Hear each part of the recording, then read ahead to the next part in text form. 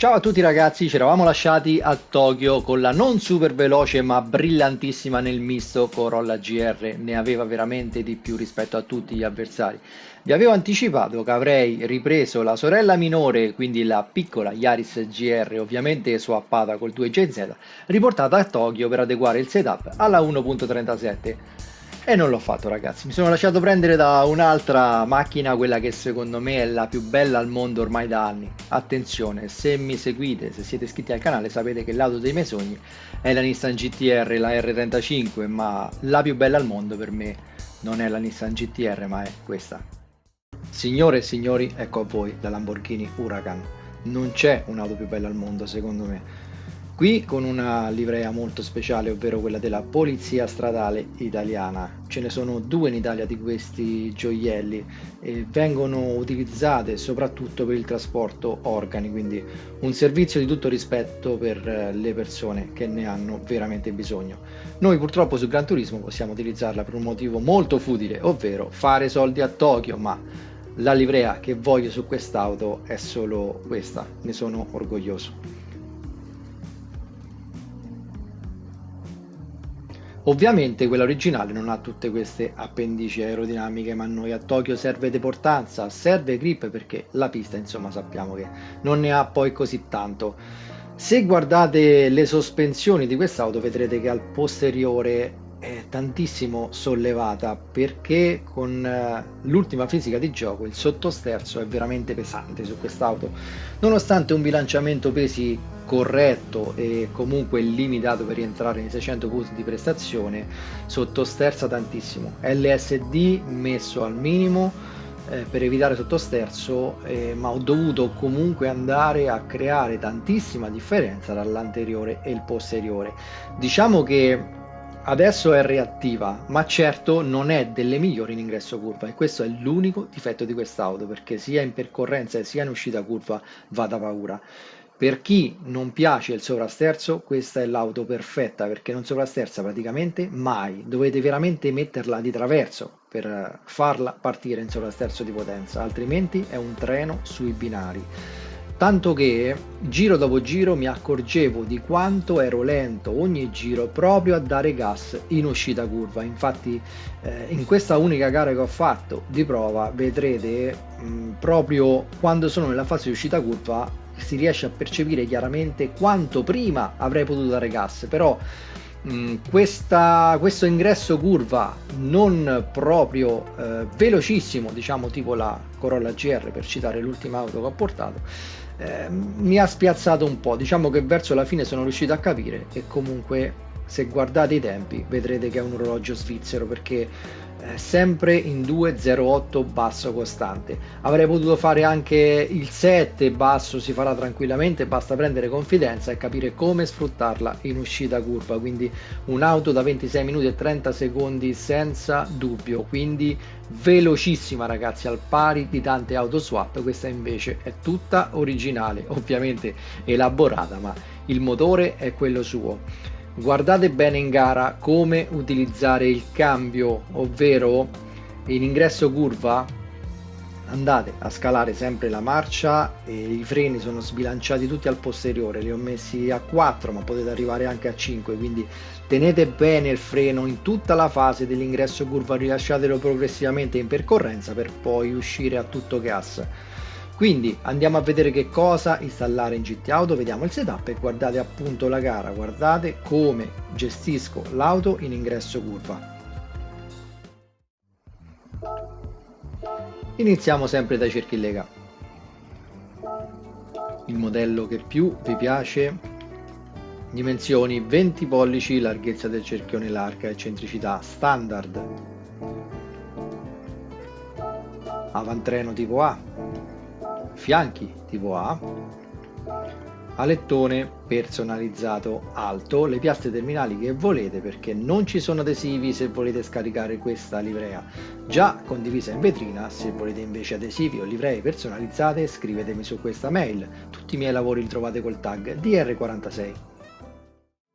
Gomme sport dure. Per la strategia gara non serve gestione carburante o meglio, mappa sempre a 1, ma non tirate proprio al limitatore le marce, cambiate leggermente prima, soprattutto la prima parte di gara perché al sesto giro rientrate ai box, cambiate le gomme e fate il pieno, in modo che nella seconda parte di gara state proprio tranquilli perché la benzina basta proprio contata all'ultima goccia. Installate sospensioni personalizzabili e inserite questi valori. Vedete com'è alta al posteriore e rigida la barra antirolio. Mi raccomando, non sbagliate qui con la convergenza perché sia all'anteriore che al posteriore sono divergenti, quindi verso sinistra ragazzi, non verso destra, non convergenti, altrimenti l'auto sottosterza. Mi raccomando, divergenti tutte e due.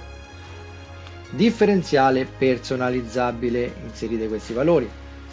Differenziale centrale personalizzabile, impostatelo sul 20% all'anteriore, 80 al posteriore, la deportanza 85 all'anteriore, 280 al posteriore.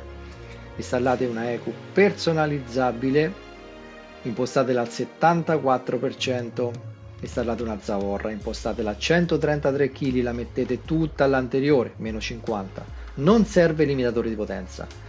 Installate un cambio personalizzabile da corsa, impostate 200 km/h come velocità di punta, passate al finale 3.589, impostate i valori così come li vedete e guardate ragazzi, sarà un cambio da Formula 1 rapidissimo tra una marcia e l'altra.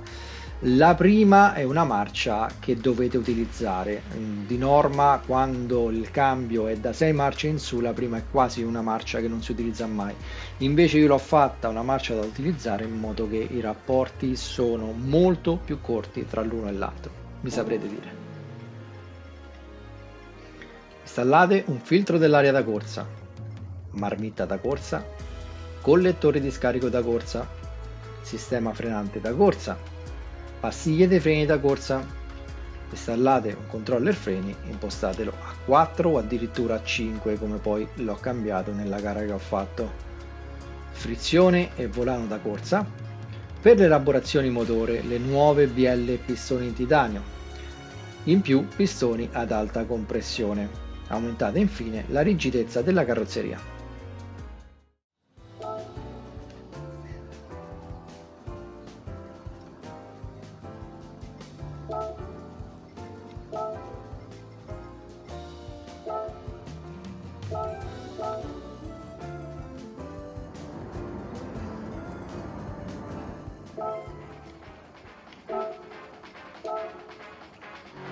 Sarò ripetitivo, ma 4 ruote motrici, nessun aiuto a parte l'ABS predefinito, soprattutto su questa qui. Utilizzando gli aiuti andrete a farla solo sottosterzare di più, quindi annullerete gli sforzi fatti per creare questo setup.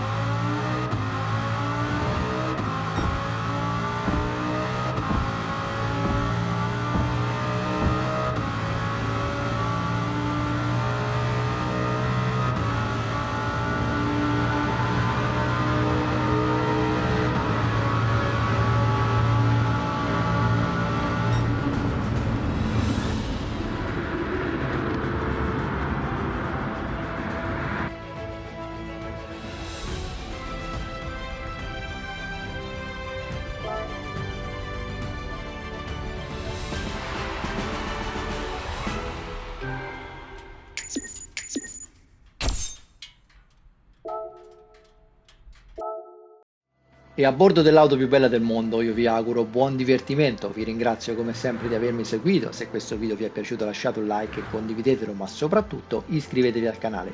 Tutti i miei iscritti hanno diritto ad uno sconto del 20% per ogni acquisto presso la Cockpit Tech Solution, azienda tutta italiana che produce postazioni di guida e sedili anche completamente personalizzati. Scrivetemi a questa mail per ricevere il vostro coupon sconto. Ciao ragazzi, al prossimo video.